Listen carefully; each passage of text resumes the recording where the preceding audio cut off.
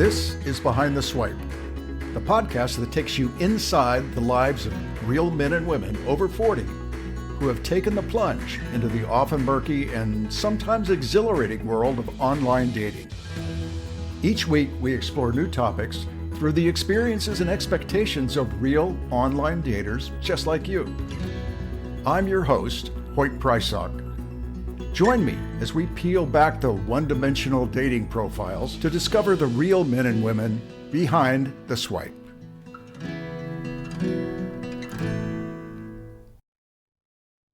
What do you do when your online dating life is a fail? Maybe there just aren't enough matches for you. Maybe you've been repeatedly disappointed with the quality of men and women you're meeting online. Do you change sites? Build a profile on Hinge or eHarmony and go fishing in a different pond? What if that doesn't work? Perhaps you just throw up your hands and take a vow of relationship celibacy.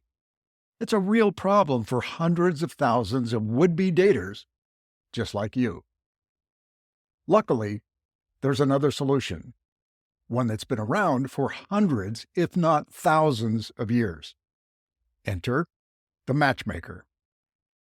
Now, if you're like me, the word matchmaker evokes Yinta from Fiddler on the Roof, or Rose Wiseman, the mother/matchmaker in The Marvelous Mrs. Maisel. Or maybe it brings to mind the arranged marriages common in the Hindu culture.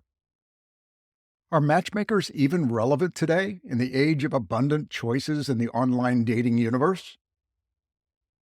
So today, we demystify modern matchmaking and learn where and when that option just might be your best path to finding the romantic relationship you seek. We'll hear today from Rachel, a very attractive single professional woman whom one would think would have zero problems attracting high-quality men on the dating apps.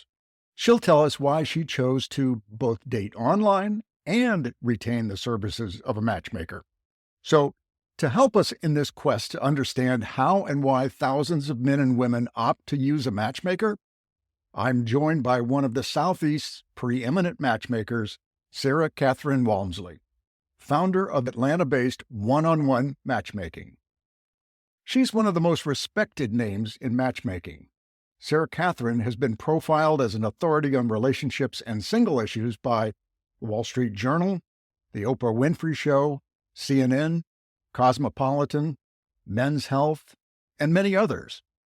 And her expertise has led to, get this, more than 400 marriages. Sarah Kathryn, welcome to Behind the Swipe. Thank you. I'm glad to be here.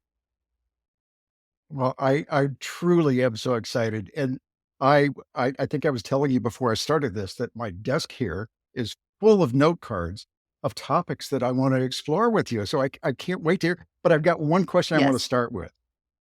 And that is that you've been doing this for quite some time. So what I want to know is, did you take like an aptitude test when you were in college and they said, oh, this woman was born to be a matchmaker? How did that happen? Well, after graduating from college, I had a hard time finding my first job. And in high school, I would set up people from my hometown with my high school, because it was a Catholic high school. And I was responsible for many, many prom dates. And I've always enjoyed it. Now, my dad saw me as a young professional having a hard time getting that first professional job. And he had a friend who had started a matchmaking firm that was failing. It was a dinner club for single people. And so I was matched by my father. He said, why don't you meet this person? And I went on to start a company called 8 at 8 Dinner Club, which gets 4 single men and 4 single women to go to dinner at 8 o'clock. And that's how I got into matchmaking. That is not the upskill matchmaking that I do primarily at this point, but it is still part of our business. And it's really important for singles just to meet face to face. Well, that's a fantastic story. So you were match made into the matchmaking business. Because he knew that was the skill that I just had. I guess I've always enjoyed it. I never thought it could be a career. And here we are. Some 20 years, right? 25 You've been at 25 this, right? years this year. I can't believe it. My only job I've ever had. Well, Well, Thank congratulations. So tell me a little bit about one-on-one Sure. So matchmaking. One on One is a boutique matchmaking firm here in Atlanta, Georgia, but we help singles throughout the Southeast and even up to New York and out to California. Our clients are professional white collar singles who are looking for the right one. And lots of times they've done internet dating and done the apps and they're just frustrated and want to try something that is a little bit more hands on. I think it's a lot more fun and it's definitely more successful and reliable than having to do it yourself. So you actually cover broader than just the Atlanta region. So you've got this stable of people who are your clients that are active. And if you're able to match within that existing group, you do. Does part of your service include reaching out beyond your immediate network to find the right people? Absolutely. That's the difference between a matchmaker and a dating service. A dating service only sets you up with the people that are also in the pond, which is a good start because the pond is financially qualified. But it's not the best because when we are constantly networking around town with previous members, and for our clients, we want to do the very best match, not necessarily whether they're an active client at that time. So we stay on great terms with a lot of our previous clients. And if something rings a bell, we'll set that up. We also are constantly searching for what we call courtesy clients. And that might be a demographic of a person who we have a hard time finding.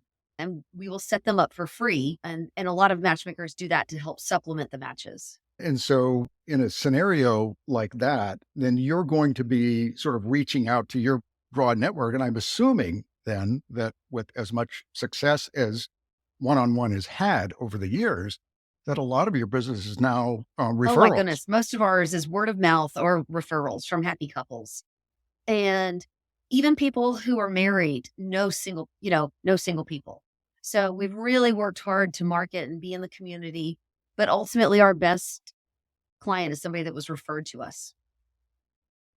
I had the opportunity this week to interview a woman who's a little bit unusual for me in that she's both using a matchmaking service and she's dating online simultaneously. So let's hear Rachel's story and then we'll come back and talk about that.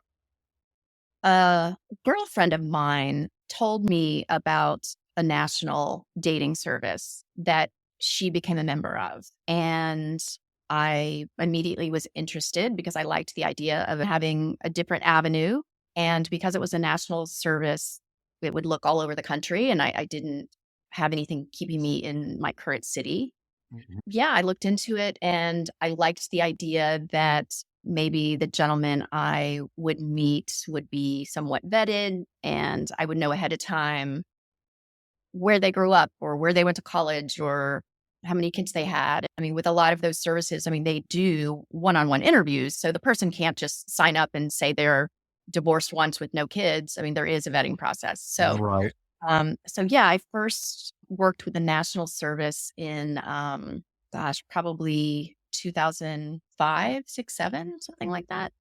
There were only a few at the time, really. And I connected with Selective Search and got to know them very well. And they introduced me to quite a few really great guys. I mean, really great. Ultimately, no one was a forever match, Yep. but I would say they introduced me to 10 people. I would say at least 7 of them had potential. They were the type of person, the quality person that I was looking for, but if the chemistry's not there, clearly the chemistry's not there. And then it wasn't until a few years later that I connected with a local service called One-on-One Matchmaking, and they were able to introduce me to folks within my city. And it was really a good experience too. I remember when I first called and talked to them, one of their associates, I explained who I was and the industry I worked in and my desire to travel and my desire of the kind of person to be with. And she said right away at the time, and I know they've enhanced the roster since then, but she said, I don't know if we have who you're looking for, and I really appreciated that, she wasn't just looking to sign me up and charge me. She really wanted to help me find someone and wanted to ensure that she was setting expectations appropriately. However, by the time they set me up with the first person, it was the ideal guy. It was really a good match. And we dated 3 or 4 months, although it didn't move forward. He was recently divorced and there just wasn't the opportunity to connect. But since then, they've introduced me to probably 7 or 10 other people. And it's been a great process. They tell you about the person, they send you a picture, they tell you what they're looking for and where they are in life and what their age is. It's been really, really helpful and enjoyable. And sometimes they'll present someone that, maybe it's not, I don't think initially that it's the exact right fit. But if I have the time and I have the energy and, I want to keep the process going and stay at top of mind for the service, Yep. I'll say yes to just have a good experience and try out something new. And they do this for a living. So Yep. they have some expertise.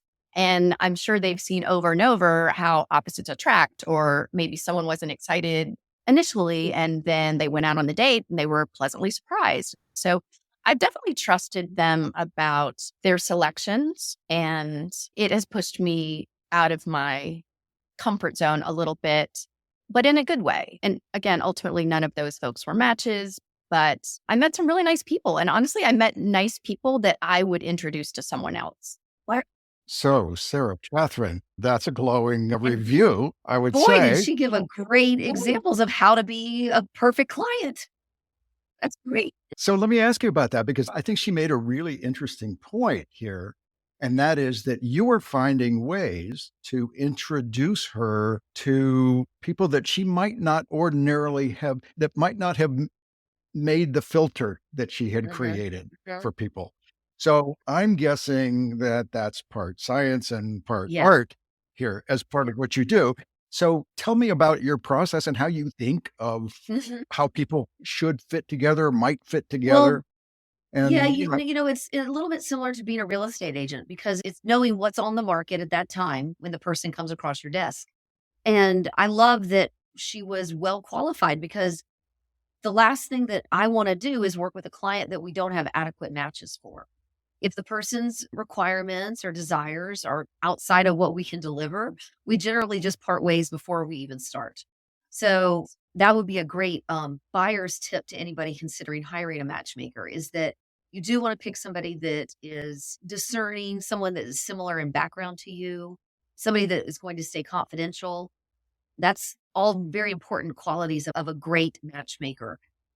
we were talking about exactly that, about the process of matching somebody that on paper might not look like a good fit, but because you know both of these people, like you're seeing something in there that you would say, oh, I think these two would get along. We have at least a 1 hour consult in our office, and they tell us their life story about how they were raised, their college years, what attributes they don't want in a partner. And we just sort of absorb all those. I have a small team of 4 full-time employees, and we absorb all that. And then we debate among ourselves who we think would be the right match for this person. And we have a database full of thousands of singles that are at varying degrees of singlehood. Sometimes they are in a relationship, sometimes they're not. Sometimes we have to call and check, because when a great new client comes across our desk, we might think of someone, but they are currently involved. But we'll just keep that person on the list for possibly later. And one other fact that I like about that is we always say that it's like a girlfriend setting you up on blind dates. So sometimes we just have to go off of our hunches of what we think you'd like based on your lifestyle and the choices that you've made in your life. But in general, our clients, the typical client, likes 8 out of 10 of their matches. That doesn't mean that it always ends up in a relationship or even a second date. But if you tell us what you're looking for, you are the client, and that's who we're here to work for. We want to make sure that you look across the table and see a quality individual that you can at least say, I can see what they were going with. Yes or no, they can decide that themselves. Oh, sure. The one thing you can't control is whether there's actually, as Rachel put it, chemistry, right? That you just have to put the two elements together to find out whether that's going to happen or not. Yeah. But 8 out of 10, that's a pretty high success rate, I would say. And when you think about it, that another smart thing that she said was, I want to stay on their radar. I want to stay on their good side, because we set up hundreds of dates per month. And if you're the kind of gal that is up for a good time, adventurous, happy to meet a new friend, we will keep that in mind as well. Highly picky, a little bit cranky, undesirable, never smiles. You're not going to get called by us as often. We definitely love to put forward people that we love to represent. And so, first of all, when I fly in and out of the Atlanta airport, I see your lovely faces on the billboard next to the clear Yes. access entry Yeah. point, strategically placed, I'm Right sure. before they get Right? divorced after traveling too much for work, I think. Yeah. So plant the idea really early on here. Uh, so Sarah Kathryn, there's not really, I'm guessing that there's not really a typical client, right? But you have some sweet spots around.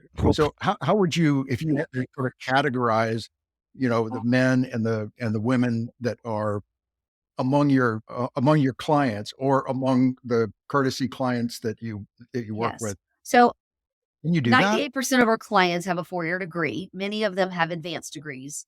About half of them own companies. That's a very common thing for the people that hire us.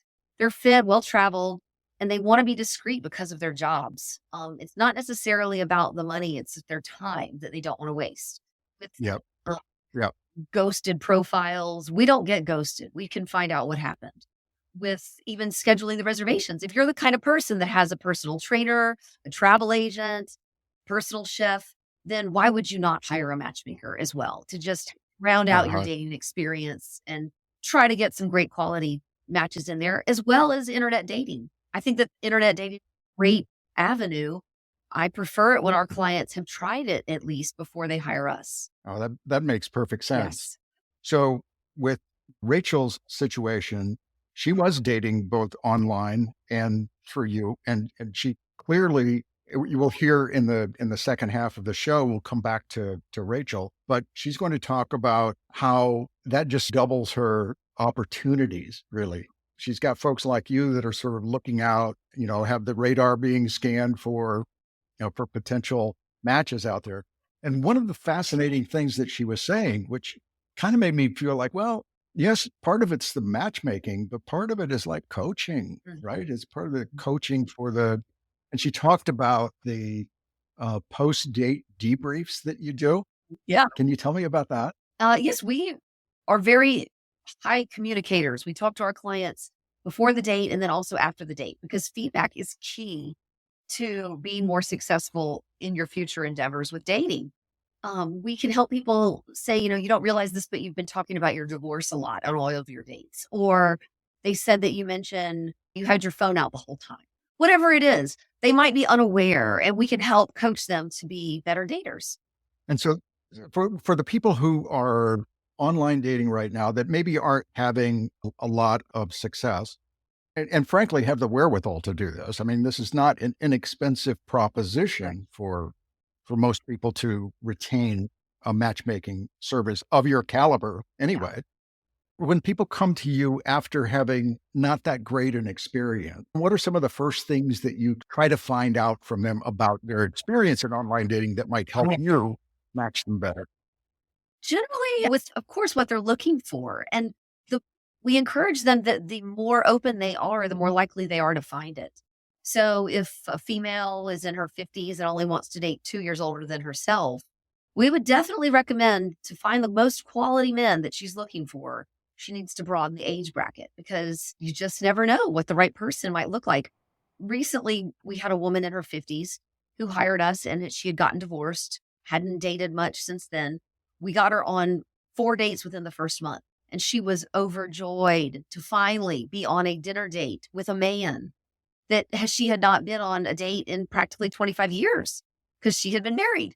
That's kind of special stuff that we can make happen. And ultimately, people want to go on dates with quality people. And that's what we provide. What about you talked a little bit about the tough fits. I mean, there are people that are going to be tough fits for one reason or another. Some of those reasons might be that they don't necessarily present well on a dating profile, right? They might be really quality individuals, but don't present very well, right? Right. They might be geographically challenged, Mhm. right? They live in a small town, Mhm. not in a big metro area. Or another possibility is their filters might be set so tightly, Yes. Yes. right? So, so how do you address those issues? Generally, you cannot tell somebody, you have to show them. So if, let's just say, a gentleman wants to date significantly younger, 20, 25 years younger, because he fashions himself as very youthful, we can't tell him that that's a little bit of a stretch, but we can introduce him to a few women like that. And we can share with him their feedback, which is generally, he's a little too old for me. But he didn't know that until he hired us. A lot of times people need to hire a matchmaker to set them up with what they want that they can't get on their own. And we're happy to oblige with that. But ultimately, um, you have to sell yourself on the date. And that's what's Well, where, that's great advice anyway, yeah, regardless, it right? is hard to get Yeah. advice when people have something in their heart, but the more narrow it is, the more likely we actually sometimes just can't work with them. We just have to Yeah. start the process. I think that you had mentioned that earlier, and that makes perfect sense to me, is that there are some people that just are not a good match for your Right. service, I right? love it. You guys, y'all are onto something with it. There are some people that just don't present online. Maybe they take terrible pictures. Maybe they're a gentleman that's short. Maybe they're a woman that's tall. It's you can get overlooked just by some statistic where a matchmaker can come in and say, "Hey, Hoy, you've got to give this girl a chance. Go on one date with her. What do you have to lose?" And then, the intellect is just a total compatibility and it's a love match forever. But sometimes it takes a matchmaker getting in there and being a busybody on your behalf. I love that Yeah. concept. So, Sarah Kathryn, let's take a little break here. And then when we come back, I want to hear a little bit more of what Rachel had to say about her experience. I hope you're enjoying Behind the Swipe. It's been a true honor for me to hear from so many of you how much you appreciate the work we're doing. But we need your help to spread the word and grow our audience. And there are two things that you can do right now that will be so meaningful to us. First, Apple and Spotify rely heavily on listeners' ratings and reviews to decide which podcast to recommend. So please do so in your app now. And second, if you know someone you think may enjoy Behind the Swipe, please share a link from wherever you listen. Thanks again for all your support. Now, back to the show. So I'm back here with Sarah Kathryn Walmsley, founder of One-on-One Matchmaking. So welcome back. We had heard in the first half of the show from Rachel about her experience both in online dating and in working with a matchmaker, and it was positive really on both sides. And I wanted to go back to one of the things in your profile that talked about 400 marriages here. I want to understand, is that typically the intent of someone that comes to you, or it, or are there a variety of intentions for coming to a matchmaker? The Yeah. objective of most of our clients is to get into a serious relationship. And our company's purpose is to help singles have fun and date and get into a serious relationship. So we are looking to help them find that. Now, of course, if you're in your 20s and 30s and you want to get married and have a baby, of course, that's marriage. 50s and 60s, divorce, a little bit more casual about it, which is great. We're here Yeah. for whatever they're looking for. And do you serve clients across age groups, Oh, yeah. or does it tend to concentrate in one Well, everything is a area? bell curve. So, of course, we have more 30s, 40s, 50s, 60s, and it does get a little thinner in the early 20s and the 70s. So, Sarah Kathryn, let's listen to the second part of the interview with Rachel, because she brings up a topic that I want to discuss Okay. with you.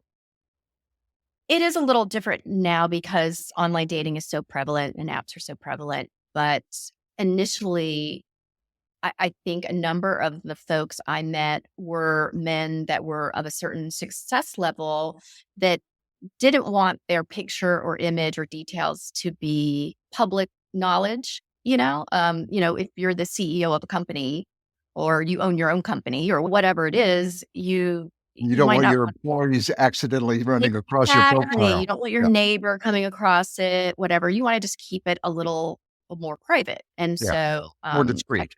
Yeah. exactly. Yeah. And so at the time that you were involved with the matchmaking service, you were still dating online. So you were doing both of these things, right? Yes. And so it's not an either or kind of proposition. And I guess the matchmakers don't really look at it that way either. Is that your perception? Oh, yes, absolutely. I mean, for me, it worked because I thought having lots of different avenues was the best option.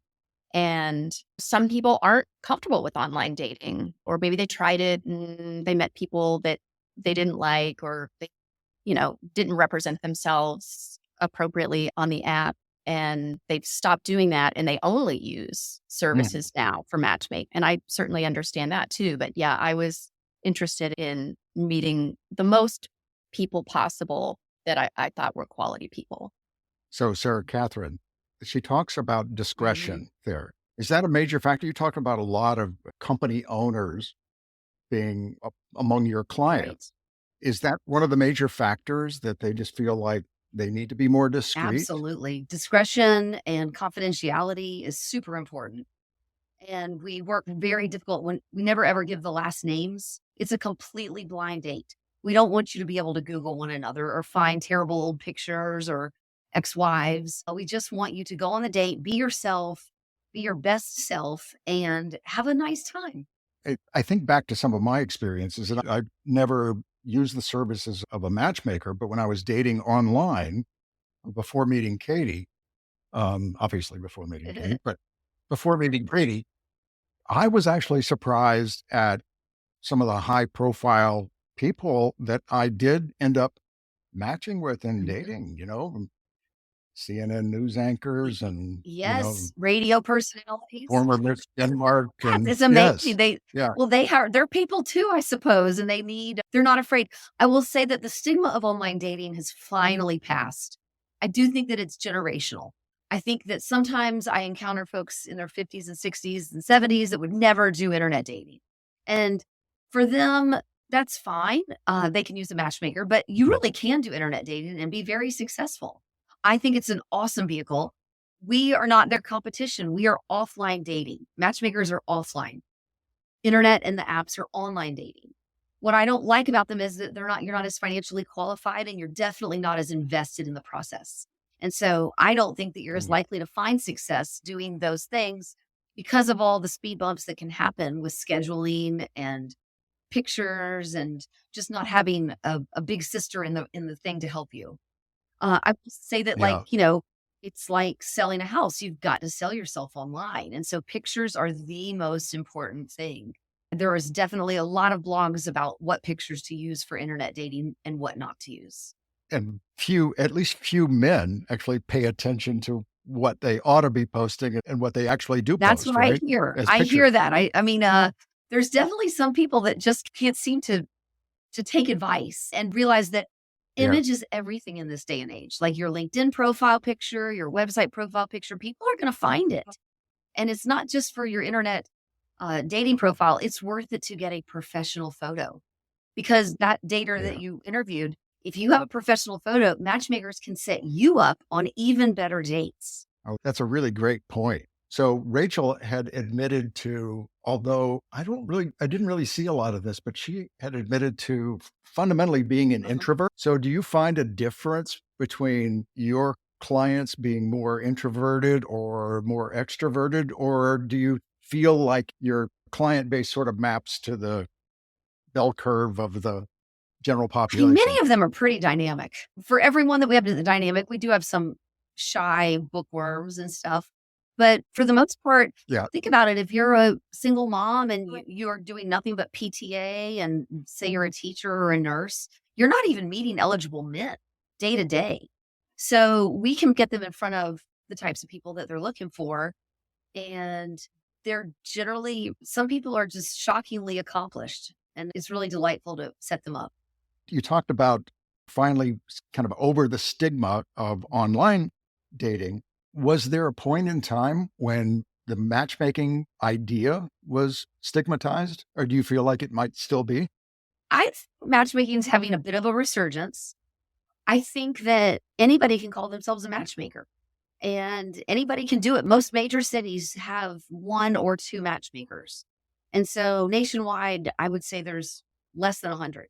I'm part of a matchmaking organization that we go to conferences every year in New York and Cancun, and we work on our best practices. And we work based on a set of standard and principles that other matchmakers don't always have. It can be a very Hmm. unscrupulous group of people that can be a little bit of a scam, and they prey on people's insecurities or emotions at that time. So I would definitely say buyer Oh, beware. wow.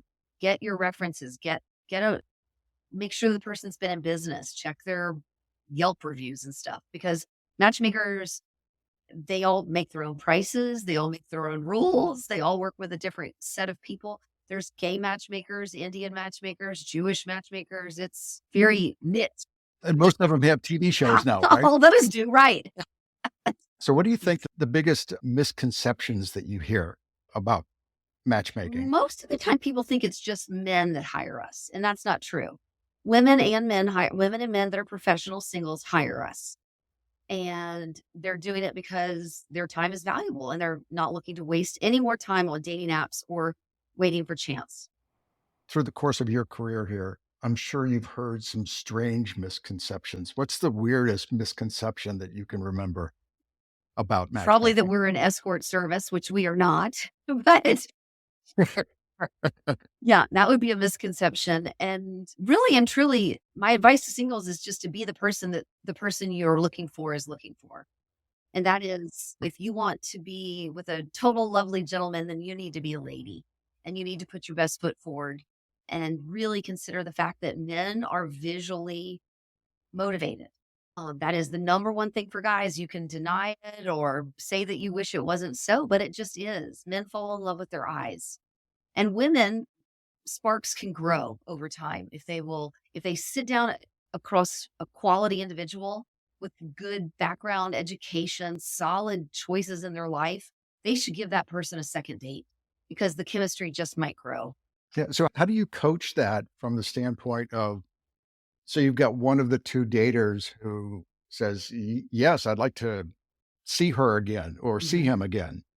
And the other one is not a hard no, but is kind of saying, maybe not. How do you approach Well, they've that? already that's one of the reasons we get on the phone with them. They've already invested in the first date. And if they both think the other person's a quality individual with no absolute hard stop red flags, we encourage them to go on a second date. Unfortunately, if a man is not physically attracted to her, that's probably not going to change.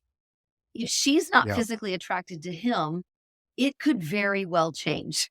It's just That's very really interesting how interesting, that Sarah. works.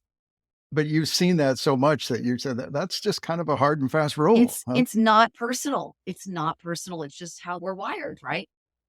So anything else that we should kind of know about? What did we not touch on here that's important for people to understand? Price. Yeah, now tell me about that because my perception is that, well, you got to be pretty wealthy to go do that. I think that anybody that makes over $100,000 could probably find a matchmaking service that they could work with. I know that there's some Uh-huh. national firms that, like the one that the caller referenced. I am not the hugest fan of the national firms because they want you to fly to go meet another single person. And the odds that in a Mhm. major metro market, there's not one person that you could fit with is silly, right? So if you have a local matchmaker, you're going to go on more dates and you're probably going to have more in common with the person anyway. And Uh-huh. besides that, the local ones are probably cheaper. I've heard that the nationals are anywhere from $25,000 to $50,000 if you are the paying client. Wow. Do have a Yep. courtesy program where you could do it for free, but I don't know how that works. The local matchmakers in Right. our city start at $5,500 and it goes up to $15,000. It depends on your age and how specific you are, whether you need to see photos Uh-huh. or not. So the $15,000 package is where we go recruit for people and show photos. And the $5,000 package is for a more general search, maybe just somebody also in the database. So when you're recruiting, it's organic recruitment, or do you have people that are actually online just saying, "Oh, that person might be a good fit Absolutely. for We us"? find people all the time on LinkedIn, Facebook. We find them on Bumble and Tinder and reach out to them. and say, hey, you are the exact look of what my client is looking for. Would you be willing to go on a date? I'll tell you about him. And if you get approached by a matchmaker who asks you to do that, you should definitely take them up on it. What do you have to lose? You're getting to experience matchmaking services for free. Before we go here, I want to make sure that we have a number of listeners in the Atlanta area, as you can imagine, and you cover a broad territory as well. And then you're affiliated with matchmakers all over the Yeah. country. So tell people how to get in touch with Okay. you. Well, our website is oneonOnematchmaking.com. And our phone number is 404-888-1118. We have all the social media channels, and we have all the bells and whistles. We do have an office as well, which sets us apart. Most matchmakers are virtual, and we have an office in the middle of town where singles come and meet with us every day. We have dozens of meetings a week to try to just keep our finger on the pulse of who's single today and who's not going to be single tomorrow, because we have success stories. We hear about 2 or 3 engagements per month. Wow, Yeah. congratulations. Sarah Kathryn, this has been so much fun. Thank you so much for joining us today. I've loved it. And I know that we've enlightened a whole bunch of people who maybe didn't even consider this as a Well, possibility. thank you, Hoyt. I love your podcast. I think it's really cool. If you're enjoying Behind the Swipe, you can subscribe to our weekly episode feed on Apple, Spotify, or wherever you get your podcasts. And follow us on Instagram at Behind the Swipe Podcast. Got an over 40 dating story? We'd love to hear it. Just go to behindtheswipe.com and click on the Be a Guest tab. We just might feature you on one of our upcoming episodes. I'm your host, Hoyt Prysock. Until next week, swipe fearlessly.